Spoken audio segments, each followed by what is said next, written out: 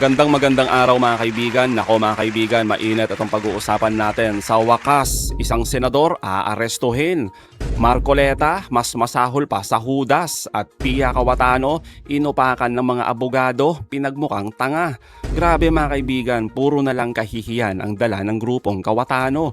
Yung ibang kagrupo gusto nang kumalas, feeling nila nagkamalas-malas matapos mabansagang treseng Judas. Sabay banat ni Marcoleta, dapat solid daw ang tropa. Ang kakalas, mas masahol pa kay Judas. Paano naman kasi, hindi bumenta ang script, wala palang umatake sa Senado, pinatakas lang si Bato. Pero si Pia Cayetano may paiyak-iyak pa, akala mo talaga makakakuha ng simpatya. Wala daw nangumusta, pero nung nilabas ang convo, aba meron pala. Kaya naman, bueneltahan ng mga matatapang na abogado ang kaartehan ni Pia Cayetano. Nako, abangan nyo po yan. Pero bagong lahat, pakilike muna ang ating video, pakishare na din po at subscribe na po kayo sa ating channel. Unahin na po muna natin ito mga kaibigan. Itong nangangamoy posas sa isang senador at ang usapang Judas ni Marcoleta. Pakinggan po natin to. Nakakabahala para kay Senator Jinggoy Estrada ang naging resolusyon ng Justice Department kaugnay ng flood control scandal. Laman ng reso ang rekomendasyong pakasuhan siya ng plunder, graft at bribery kasamang iba pang dating DPWH officials dahil sa umano'y pagkalikot ng 2025 national budget. Sa kabila nito, handa raw si Estrada na harapin ang mga paratang sa legal na proseso at naniniwala siyang lalabas din ang katotohanan batay sa ebidensya. May matapang na hamon naman si Senator Rodante Marcoleta na anyay galing sa kapwa mayorya na si Senator Camille Villar. Mas masahol pa kay Judas yung maghuhudas sa amin. Masahol pa raw kay Judas ang sinumang kakalas sa 13-member majority block sa ilalim ng liderato ni SP Alan. Umakyat na kasimula 9 pa 11 ang mga miyembro ng Senate minority matapos sumama ni na Senator JV Ejercito at Mig Zubiri. Bagamat una na nilang sinabing sila ay independent, kailangan lang ng 13 votes para sa panibagong kudeta sa Senado. O diba mga kaibigan, para namang bago kay DDS Peluca ang traiduran dyan sa Senado, lalo na sa grupo ni Cayetano. Abay nagsama-sama mga kaibigan yung may mga kaso, mga payaso, pugante at maaarte. Diba? Kaya nga mga kaibigan, huwag na tayong magtaka kung may isang senador na mapoposasan sa mga susunod na araw. Yan din po yung binunyag ngayon ni Sir Ramon Tulfo. Ayon sa kanya, may isang senador daw na bumoto kay Alan Peter Cayetano ang maaaring arestuhin next week. Ayon sa kanyang source. Nako mga kaibigan, exciting to no? So posibleng si Bato o kaya naman si Jinggoy. Panigurado mga kaibigan, may iiyak na naman. Tapos magdadrama, mag-iinarte. Tulad na lamang mga kaibigan ni Pia Cayetano, di ba? May paiyak-iyak pa, feeling biktima. Kaya naman, inupakan ni Attorney Claire Castro at ni Attorney Enzo. Pakinggan po natin to, ang ganda nito. Problema kasi sa kanila, pinagtatanggol pa nila si Aplaska eh. Tapos ngayon, nagdadrama si Pia Cayetano. Nag-speech lang naman si Senadora Risa. Ang sinasabi ni Senadora Risa, bakit parang ang tingin natin parang walang nangyari? Kailangan may gawin tayo. Ayusin natin yung imahe ng Senado. Kasi hindi pwedeng parang wala lang na nangyari. Ang sabi ni Pia Cayetano, bakit mo nasabing parang walang nangyari? Hindi mo ba alam yung pinagdaanan namin? iba naman ang pika. Ang tanga naman ni Pia Cayetano. Di ba? Hindi naman sinabi ni Senadora Risa na walang nangyari. Ang sinabi ni Senadora Risa, wala ba tayong may gagawin bilang Senado? Anong gagawin natin para maayos yung imahe natin? Kasi sirang-sira na tayo eh. Parang ang gagawin ba natin parang walang nangyari? O yun ang sinabi niya. Ha? Kaya lang umiyak si Pia Cayetano. Sabi ni Pia Cayetano, paano mo nasabing walang nangyari? Tapos umiyak pa umiyak pa si Loren Legarda, isa pang madrama. Best actress. Kumbaga kaagad, nag-react kaagad si Pia Cayetano. Tapos ang reaksyon niya, ang layo. Hindi niya nakuha yung sinabi ni Senadora Risa Hontiveros. Ang layo nung reaksyon niya eh. Nagmukha tuloy siyang tanga. Ang tanga doon ni Senadora Pia Cayetano.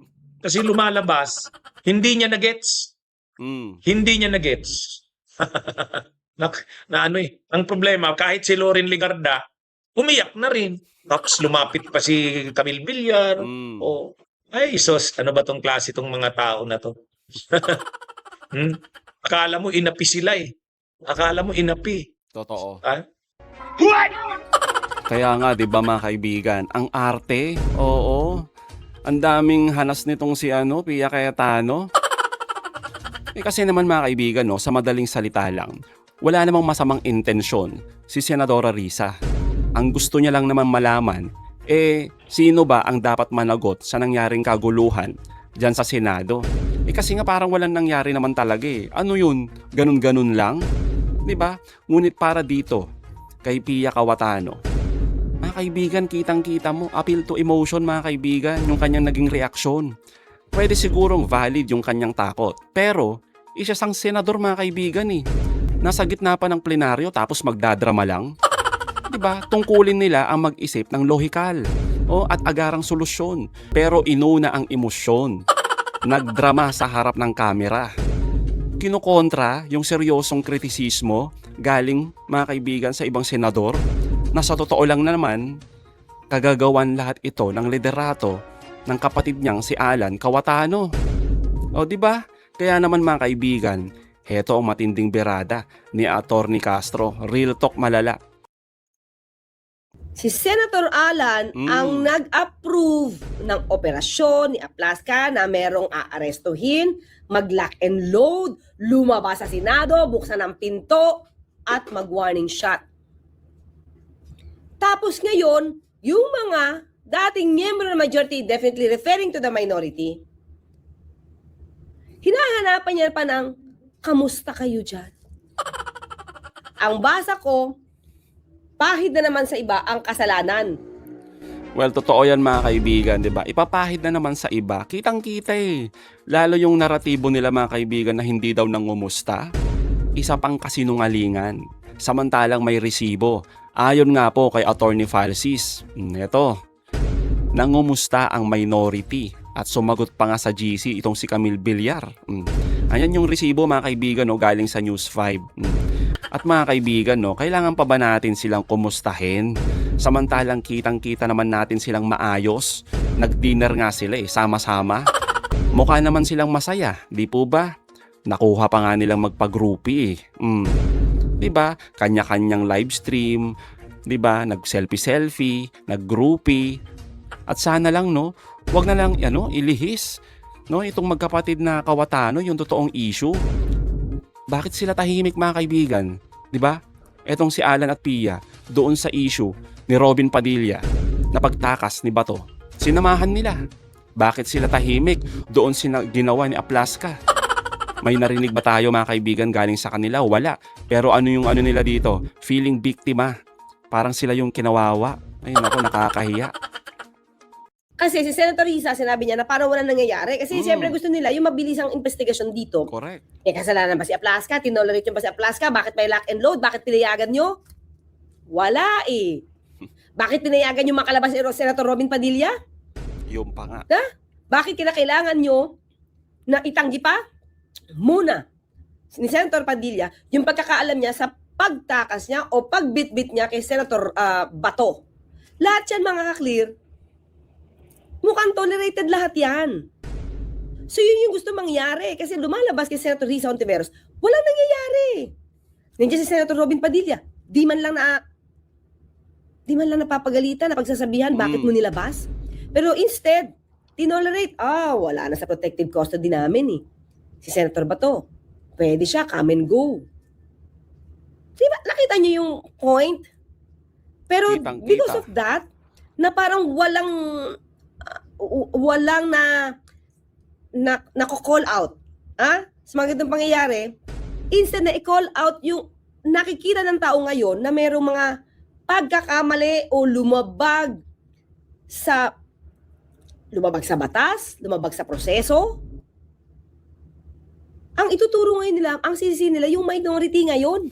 Na hindi man lang kayo nangamusta. See? So ngayon, itong style na to mga ka-clear, pag nadinig ng taong bayan na hindi magiging mapanuri, ay, oo nga, kawawa naman sila. Kasi hindi sila kinamusta ng minority. Siguro alam ng minority may mangyayari. When in fact, kung sisimulan mo mga kaklear, lahat ng ginawa ni Aplaska, approve ni Senator Alan Cayetano. So, ibig ba sabihin to, yung ibang miyembro ng majority, hindi nila alam yung desisyon ni Senator Alan Cayetano na go! Mag-aresto ka. Go! Mag-lock and load ka. Go! Mag-full battle gear kayo. At buksan nyo yung pinto at mag-warning shot ka. Kita nyo kung paano ulit mag-deflect. Hindi kayo nangamusta. Gets? Gets na gets. Nawala yung issue, mga clear, sa pagpayag na gawin ito ni Aplaska. Nawala, diba, nakita nyo yung sa statement, dito lang hindi ko alam kung may gagawin pa siya sa susunod. Sa statement na to, hindi siya naninisi sa kapatid niya, kay Senator Alan, na ba't pumayag, hindi siya naninisi kung ba't ang daming pinaputok ng usaa. Diba? Hindi siya naninisi bakit nag-warning shot. Nakita naman sa CCTV na isang tao lang yung nandoon. Isang NBI agent lang at the time ang nandoon. Doon sa mismong vicinity ko sa nagpaputok, isang NBI agent lang. So, itong mga mahalagang bagay na to, yung mga mahalagang nangyari, hindi siya nabigay ng focus. Ang binigay niya ng focus, hindi nyo kami kinamusta. Takot na takot kami. So, pag nadinig ito ng tao na hindi alam, yung pinag-uusapan natin ngayon, yung ano yung ebidensya, ano yung video, ano yung paano nag-start, maaawa sa kanya. At ang sisisihin na naman ay ang minority. Kaya nga, 'di ba mga kaibigan, mga feeling biktima, tapos isisisi sa iba, ang kakapal. Kaya nga mga kaibigan, sa susunod, wag na nating iboto yung mga ganitong klaseng politiko. Lalo na itong mga Treseng Judas dyan sa grupong Kawatano. 'Di ba?